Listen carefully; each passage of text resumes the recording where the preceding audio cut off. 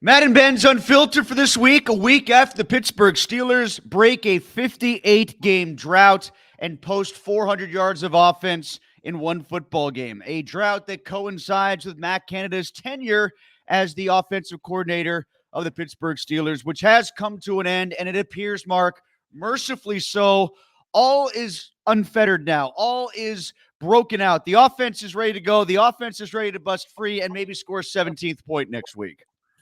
Yeah, I think people are getting overly excited about the yardage and not wary enough about the points. The object is to score points. If Joe Burrow plays that game, they get killed. That said, they're 7-4. They're going to be 9-4. They might finish as good as 11-6, and that record will lie just as certainly as their 11-0 start did in 2020. But it might get them a beatable playoff opponent. Heck, it might even get them the division title if they can beat Baltimore in the last week of the season. So I don't acknowledge that this is a good team because it's not. I don't acknowledge that Kenny Pickett's a good quarterback. He had a better game, but he's not a good quarterback. There's only about 10 good quarterbacks in the entire league, and he's not one. I do acknowledge that they're not in a bad position, however they got there. Yeah, I think they're a playoff-worthy team, although my definition of what playoff-worthy is has to slide downward because the entire AFC has, the entire NFL has. You know, I thought they'd be about 7-4 right now, but I thought they'd look better in the process. They haven't. The offense obviously took a step back as opposed to the step forward we all assumed. But I thought you phrased it well, Mark. You know, when everything is said and done with this team in 2023-24, they come out with the NFL propaganda hype video at the end of the year. It might be entitled "The Pittsburgh Steelers, Masters of Games You Never Want to Watch Again are upset that you watched the first time." Yeah, they're masters of mediocrity. Again, people are just way overreacting to their record and the yardage, but I don't blame them. The lead to my column I'm working on right now for the Trib, Tim, is the Steelers stink, but so what? So does the NFL. So let's see what happens. Yeah, especially the AFC, because I even think teams atop the AFC have taken a step back, with perhaps the exception of the Ravens. I think this year's Ravens team is kind of what we thought they might be a year ago. Maybe a game or two better than the Steelers, but they're still very beatable, obviously. I mean, they needed a big play late from Arthur Mollett to steal away that game. Even Tucker missed a field goal to keep the opposition in it in Los Angeles last night. Yeah, it's that kind of year and it's that kind of league. But the problem is, in this, you know, I pick on the national media a lot, but all we're going to hear today during these 6 hours of nonstop yelling and mugging block on ESPN is how great the NFL is. That's what you're going to hear. Everybody's in it. How great the NFL is because they're all broadcast partners and they like it in the first place. Mark, on the topic of how things will be bracketed by the national media, what about the changes that Mike Tomlin has made throughout the course of this season, culminating most recently in the dismissal of Canada? I'm talking about putting Broderick Jones in the lineup. I'm talking about putting Joey Porter Jr. in the lineup. All these other things that I'm sure he will get a lot of credit for. A lot of these moves, though, were things that the average Joe Yinzer fan were calling for weeks before they were willing to do it. In fact, with Canada earlier, Tim, Matt Canada should not have been retained as the offensive coordinator coming into this season.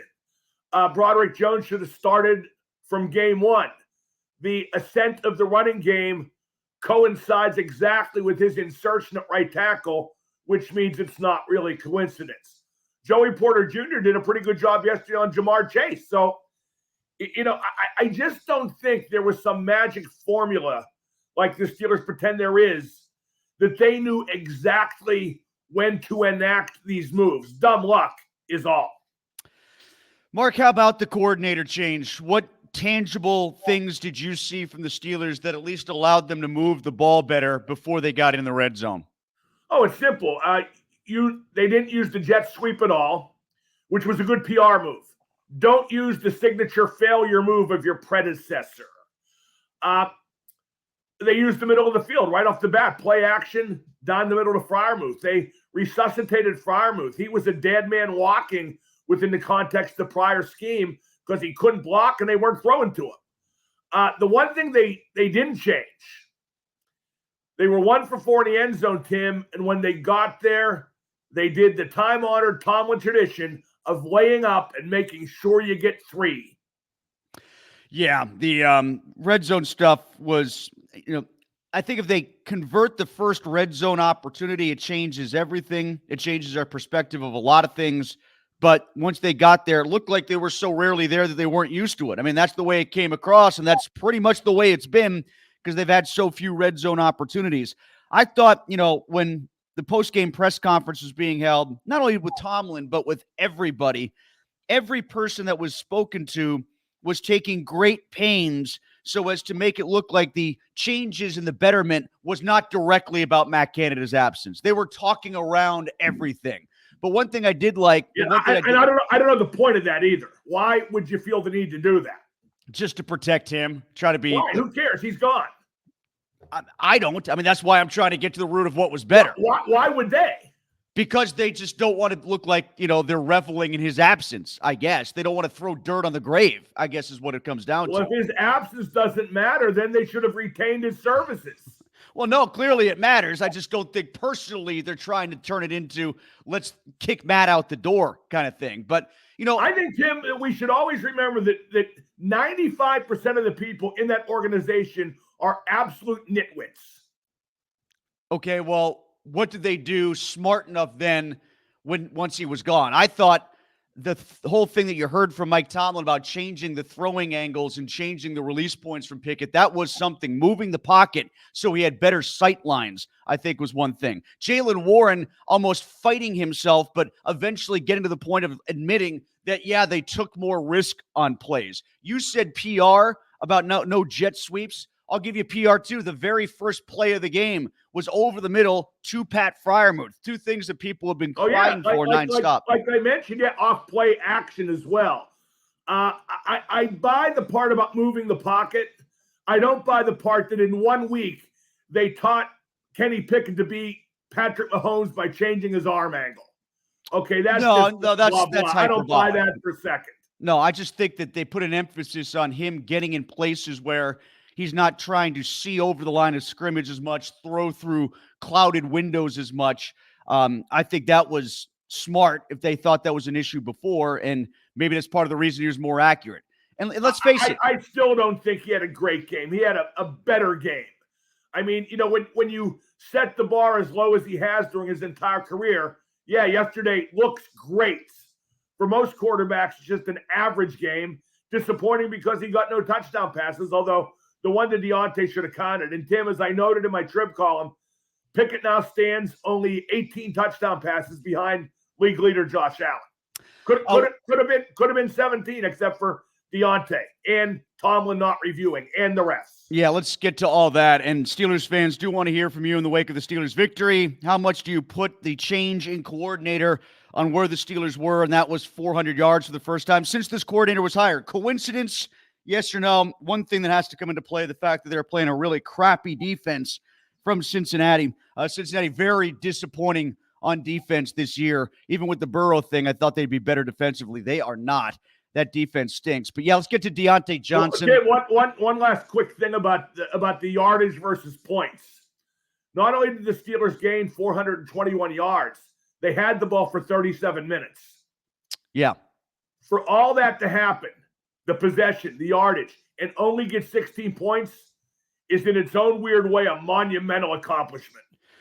Yeah, and it's a lot like last year. We had those complaints last year. They'd have the long drives, and it would just manifest into punts deep in the other team's end or field goals or whatever.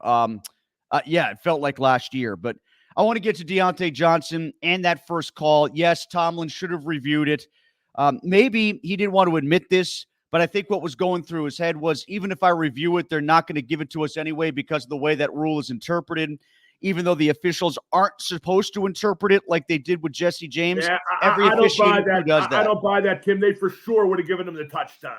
He had the proverbial 3 feet down, which is kind of a neat way of describing it.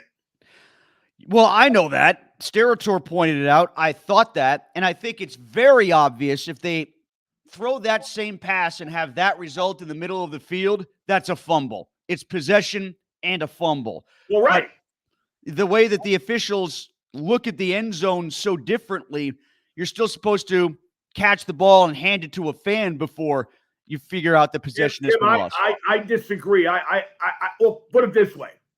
Even if they don't call it a touchdown, what's the difference if you use the timeout in the first half? Well, that's the greater point. Yes. That's why you got to challenge that call. Or if you're Deontay Johnson, just hold on to the ball. Yeah, Deontay Johnson, he's just blah, blah, blah. He, criticized the coaches last week, got in the locker room altercation with Minka after that game. Then he drops that ball. Then he stands around like he's in a daze after Warren fumbles and the ball's right there. Deontay Johnson's just a millionaire loser. Makes a lot of money, gets a lot of catches, don't mean anything. He's not a winning football player. One thing I definitely prefer to see, and this appears for now anyway to be a bit of a carryover from the Canada regime, is they still need to figure out how to use George Pickens more and better. Yeah, Freiermuth got his. Deontay got a little. Najee got his. George Pickens, I was glad he recovered the ball on the onside kick, Tim. At least he got to touch it. Yeah, and the one time it looked like he hurt himself. Apparently, he just got the wind knocked out of him, and that's thankful because if you have Deontay Johnson as your number one, I don't know who your number two is, and Johnson's not good enough to be a number one wide receiver. Tim, on one of the pregame shows, I heard it being discussed that the one position the Steelers didn't address enough in the offseason was wide receiver, but they thought they did. And yeah, they thought they did because they got Calvin Austin back. And because they signed Allen Robinson. But, they're both Allen Robinson's clearly worn out, just donezo. And Calvin Austin III is just not involved. Yeah, you know what? They really do need to address that position with one, if not two players next year, because Calvin Austin was supposed to be a gadget that Matt Canada was going to be able to play with. And if he's not a fit for Canada's offense, then what's he going to be with whoever takes over? And I don't care how this season goes, Mark. Next year, the coordinator has to be somebody from the outside. It can't be this two-man system thing next year. Is Byron Leftwich somebody from the outside? Technically, like he needs a new key card instead of the one he used to have. Man, Tim, he's for sure getting it. For sure. I would think so. Yeah. He fits all the criteria that we can talk about and also can't. All right. So Steelers fans want to hear from you. Get your comments in. Let's talk about the Penguins, Mark, and what you thought of them for their 3 games over the Thanksgiving weekend. The Wednesday night game against the Rangers, the road game in Buffalo, and then the win against the Toronto Maple Leafs. I thought the third period against Toronto was one of the best periods they played all year. If they can boil that down, they'll be in good shape. But they've proven since 2018, roughly, they can't boil that down. They're inconsistent. I'm beginning to think they might be inconsistent in their execution thereof and not their approach thereof. But the Toronto game was encouraging. But I look at their record, it's 10-10. I think that's right where they deserve to be, exactly at 500. That's the way they've played themselves into being. Like, I do think that they should be a team that's more than a game or two above 500. I do think that they should be able to comfortably wiggle in to a wild card slot, but because of the faults that they constantly create for themselves, this is going to be nail biting all the way through until the end, just like last year. I don't see anything changing. I don't see like some coalescing happening after Christmas. They go on this huge run and comfortably wedge themselves in the top 3 where we're not worried about it if they make it or not come April. I think it's more likely they'll sink like a stone at some point. That's possible. Yeah. Their depth is just unforgivably bad in the top 6. Right now they got Nylander and O'Connor playing top 6. They just can't do it. Right. Gino has 1 point in 5 games. We should always remember, Tim, Crosby and Letang started preparing at age 12 to play into their old age. Evgeny Malkin did not. That doesn't mean he's been lazy. Doesn't mean that he is derelict in his preparation. It just means he's not those guys. And I think when he hits the wall and takes the second line out of the picture, as he has for the past 5 games, that's when they're really in trouble. Yeah, largely because then it becomes all the easier for opposing defenses to load up against Sid's line. I think they do that anyway. Yeah, they might, but I think with the threat of Malkin out there when he's playing well, it at least makes you think, and at least makes I you. think they do that anyway. I think in the minds of those the Penguins are playing, the coaches, the primary point of their preparation is on Sidney Crosby's line. Where are you right now on the goaltending since the last time we spoke? Exactly where I was. It's Jari is not going to steal a game. I can't recall the last time he did. I guess he came close to that against Toronto, but not quite. Nedeljkovic, didn't have a good third period against Buffalo, although every bad break that went against the Penguins, I mean, my God, it couldn't have got any unluckier. But they still lost. They still only scored 2 goals against the team they should score more than 2 goals against. So I would consider a lot of crazy things at this point, Tim. One is if Nedeljkovic keeps playing okay and the Giant keeps playing okay in Wilkes, I'd see what the Oilers would give me for Tristan Jarry. They need goaltending. He won a Memorial Cup with the Edmonton Oil Kings in Junior A. They could probably talk themselves into that vague Tomlin-esque with Pitt connection, and maybe you can make a good deal there. If you conclude Jarry's not the guy, and I'm not so sure he's not, but I'm definitely not sure he is. I just think he is exactly as we see. Yeah, it's hard to make that conclusion that he's not the guy when you just gave him a contract to suggest that he is the guy. Yeah, I could still conclude that, Tim, especially if Edmonton would make a decent deal for him. Can you talk yourself into Nedeljkovic or Hellberg being a number one? Can I talk myself into looking for a different number one next offseason? Yes. And just get by with these two this year? Yeah. I mean, if you conclude that Nedeljkovic gives you the roughly equal chance to win a playoff series that Jarry does, and I don't see why you would conclude otherwise, Tim, then you make a deal. Well, there's no evidence for Jarry. Clearly, there's no evidence for Jarry. I don't know about Nedeljkovic. I mean, that's the other side of the coin is what. I think Nedeljkovic actually did win a playoff series with Carolina. He won one with Carolina? Yeah, I think so. Okay. All right. His playoff record that year was 4-5-1. That indicates thusly, right? Right, yeah. 4-5-0, rather. No ties in the playoffs, obviously. And the other thing I'd consider doing is Montreal has a forward named Josh Anderson. Yeah, they've been trying to get him forever, I feel like. Well, it might be easier now because he has no goals in 21 games.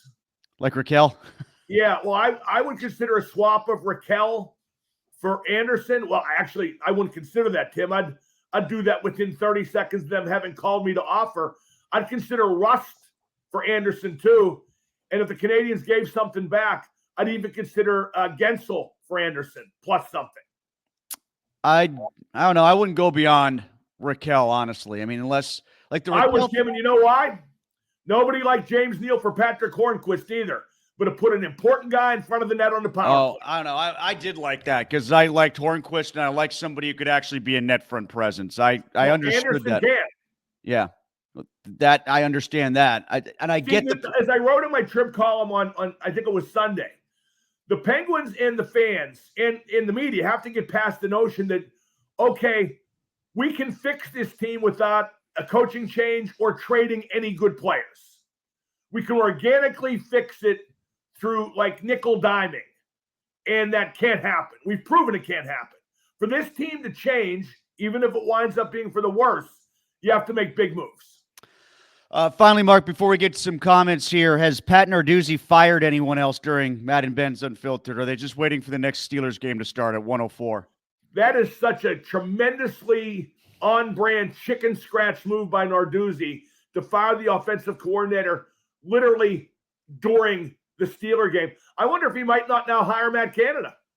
That's right. He said, Tim, I'm not kidding. I'm not kidding. Come full circle. Matt doesn't even have to move. He could just hang out in Pittsburgh and get his old job back. And you know why Narduzzi would do that, Tim?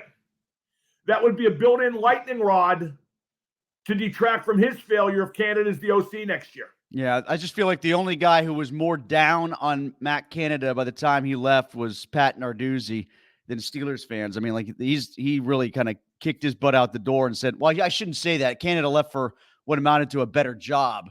But, Narduzzi, I feel like he cut promos on him afterwards. Yeah, he was grumbling about him for 2 years afterwards. Okay, but would you put anything past Narduzzi? No, I wouldn't. I wouldn't. Let's get back to some comments here, and we'll start off with Brad. He says they need to make sure that Thompson is still on the field when Minkah Fitzpatrick returns. No, they don't. There's only so many people you can put on the field. Thompson's been nice in a substitute role, but getting Minkah back, that changes all the dominoes in the secondary. He got a lucky pick. They're actually pretty strong at safety. Depending on how long Keanu Neal's out. He's on IR, right? Yeah, I think that you might be able to organically still get the two of them out there because Neal won't be back yet. So but this is typical of the dorkathon that is Pittsburgh Steeler fandom. Guy makes one interception. We got to keep him on the field. Paul says, when is Minkah coming back? Well, DeMonte KZ apparently said to a reporter yesterday in the locker room that he was going to be back next week. So that's good because I think it allows them to blitz more. Yeah, we got told he was going to be back this week. Yeah, what did Tomlin say? Do I not look optimistic now or something like that? He tried so hard in that response. I 100% knew Minkah wasn't coming back. He was just trying to make the Bengals think that he was. Malkin, 1 point in his last 5 games, and Smith only has 1 point in his last 10. This goes back to the second line conversation, Mark. And is there anything else the Penguins can do right now to shake things up, or does it have to be what it is because of the injuries at this point? You tell me what move can be made. There's no moves to be made. I mean, just as far, yeah, because you're going to leave Gensel with Sid anyway, right? So in terms of not making a trade, there's no moves to be made. Eric says Penn's goaltending. And Jim, by the way, I'm a big believer. Every time Gino slumps, we hear, well, let's put Gensel with his line. Why would you break up what's working to try to jumpstart what isn't? Why would you punish those producing by making them salvage those who are not? That has never made sense to me. Eric says the Penn's goaltending is 4th best in the league. I think maybe their goals against is around there, but that has as much to do with what they're doing in the other zone. You're right. They have great goaltending, Eric. Everything's just fine. I don't know. I don't know what the nerd stats are on their goals against that are high danger or whatever. You have 5 shutouts, which skews, the bummy games they had otherwise. Yeah, they play really well collectively to keep the puck out of the net, 1 or 2 times a month that results in a shutout. And that's how you get the skewed stats that you do. I don't think that the goals against for the Penguins is necessarily directly reflective of how good or bad the goaltending is. They just collectively have good games where they win 3-0 against, strangely enough, good teams like the Vegas Golden Knights. Their goaltending's been inconsistent. That's the fairest and briefest description. Eric says Deontay fights with another teammate, runs backwards after a catch, drops a TD, then just stands there after a fumble. I really hope this team sends him packing after the season. The guy is yet another problem wide receiver. $18 million can be better spent elsewhere. Sure, it could. But at the same time, like we talked about, they probably need 2 more wide receivers as it is. And Tomlin loves Deontay Johnson. Loves him. Deontay yelled at Trubisky, benched Trubisky, even though Deontay screwed Trubisky by not getting the foot down against the Jets in that game last year. Much like Pickens this year with Kenny Pickett against the Tennessee Titans. I always laugh. Like there's such a laundry list of why Tomlin isn't a good coach, and the national media in particular insists that he is a good coach. But among them is playing favorites. He clearly plays favorites. Yeah, I mean, just look at what happened. They didn't make the coordinator change until Johnson really piped up and kind of brought a lot of the other team with him, yapping after the Browns loss. And that, I think, pushed them over the top to protect Pickett. And that's why you got the move that you did. And to your point, he started grousing in the middle of game 4 last year with Trubisky. Trubisky goes to the bench, and Pickett's been in ever since. And he's not good enough to do that. Antonio Brown was good enough to do that. You still didn't want him to do it, and look how it wound up for AB. But, who Deontay Johnson ever beat? For that matter, who George Pickens ever beat? Sean says DJ is a product of the Tomlin culture, enabled diva. We just talked about that. Rob says, I feel like it was a coincidence regarding the offensive coordinator. The coincidence might be that it happened going up against the Bengals, but I do think there were some tangible things like we talked about that made the offense at least better enough to move the ball. Now they got to score. Now they got to get away from the red zone problems. And you know what else, Tim? I mean, and this is very intangible, but I felt like the offense really had flow. It had rhythm. It had context. It went easily from one play to the next. Nothing look just random in terms of a call coming out of nowhere. Pete says we'll have to wait and see if they can win the games they are favored in. You know what, though? For the most part, they've done that this year.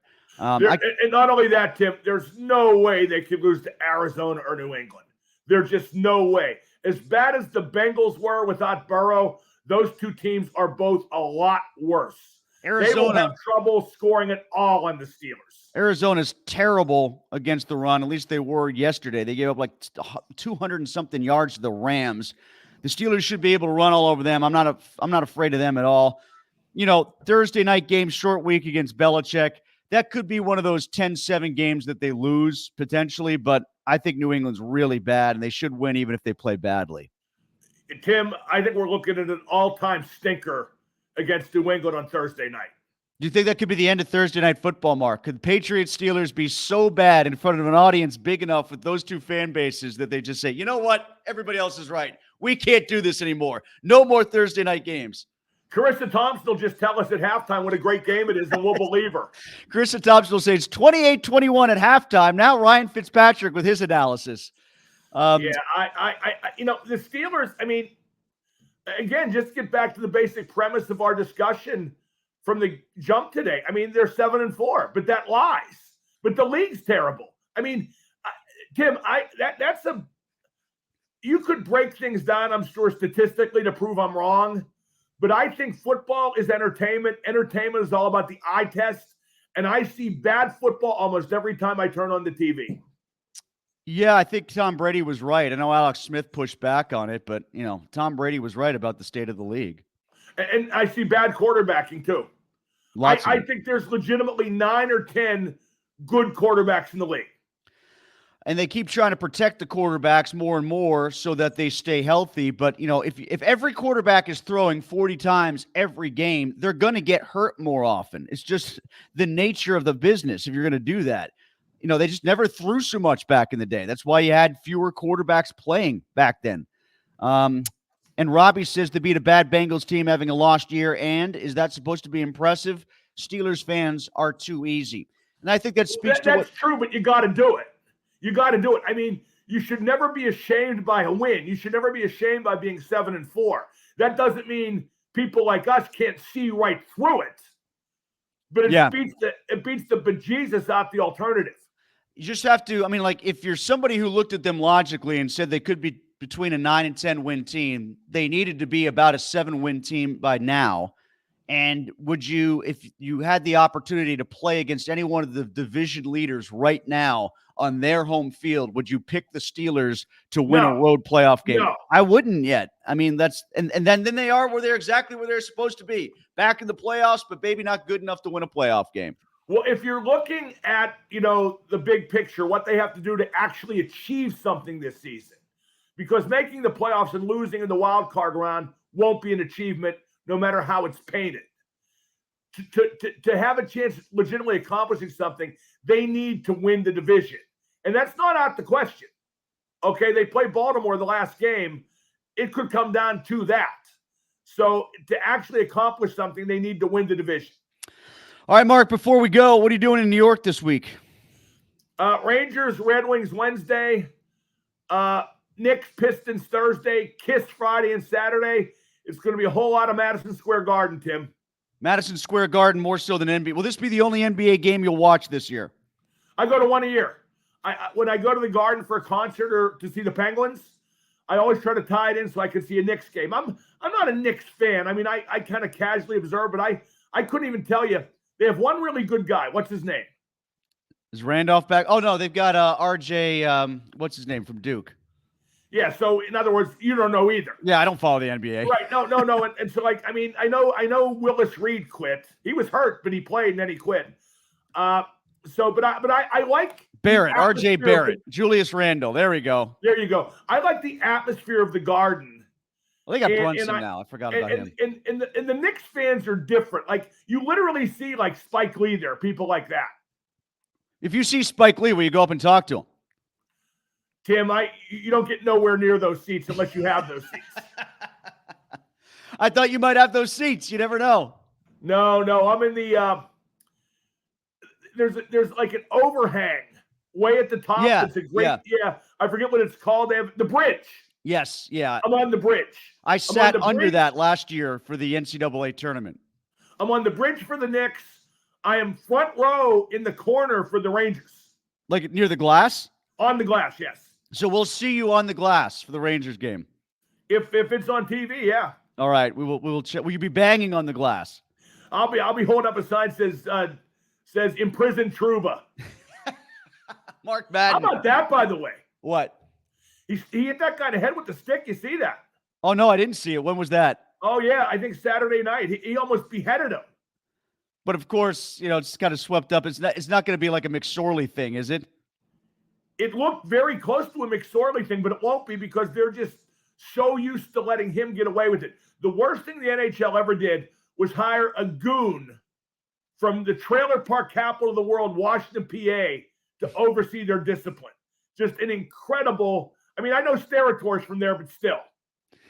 That's a good point. I forgot about that connection. I do want to see you banging the glass with the sign, though, at Madison Square Garden. That will make my week if you could pull that off. You know what, though? Not a good idea to enter into conflict with the home fans at the Garden. Mark Madden. So long as he survives that, he'll be back with us next week for Madden Benz Unfiltered.